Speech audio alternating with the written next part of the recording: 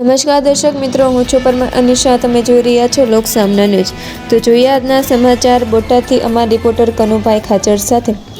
સાળંગપુર ખાતે BAPS ગૌશાળા trust દ્વારા નિર્મિત મહંત ઇન્ટિગ્રેટેડ બીકીપિંગ ડેવલપમેન્ટ સેન્ટરનું ભવ્ય ઉદ્ઘાટન પરમ પૂજ્ય મહંત સ્વામી મહારાજના હસ્તે દીપ પ્રાગટ્ય સાથે કરવામાં આવ્યું.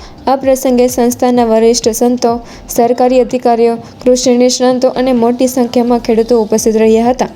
કેન્દ્રમાં વૈજ્ઞાનિક પદ્ધતિથી મધમાખી સંવર્ધન, આધુનિક સાધનોનું ઉત્પાદન, hygienic honey processing, quality control laboratory, cold storage તેમજ ખેડૂતોને સીધું માર્કેટિંગ લિંકેજ જેવી અત્યાધુનિક સુવિધાઓ એક જ સ્થળે ઉપલબ્ધ કરાવવામાં આવી છે.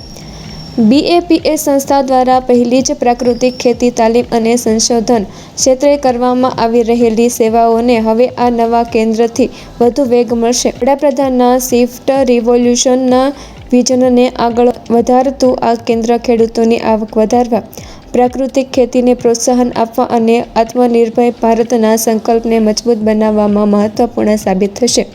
ગુજરાતનું આ સૌપ્રથમ ઇન્ટિગ્રેટેડ બીકીપિંગ ડેવલપમેન્ટ સેન્ટર દેશભરના ખેડૂતો, મધમાખી પાલકો, કૃષિ વૈજ્ઞાનિકો અને વિદ્યાર્થીઓ માટે પ્રેરણાનું કેન્દ્ર બનશે તેવી આશા વ્યક્ત કરવામાં આવી છે. તો ફરી મળીશું એક નવા સમાચાર સાથે. ત્યાં સુધી જોતા રહો લોકસામના ન્યૂઝ.